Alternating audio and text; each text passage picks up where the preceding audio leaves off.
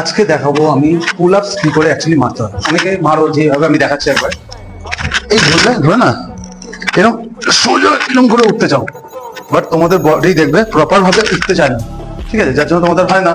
আর যতক্ষণ তোমরা proper pressure না দেবে তোমাদের বডি ডেভেলপ হবে না, ব্যাক মাসেল হোক, শোল্ডার হোক, চেস্ট হোক, ঠিক আছে। এই প্রপার কিভাবে হয় সেটা একবার দেখাচ্ছি তোমার। আসো,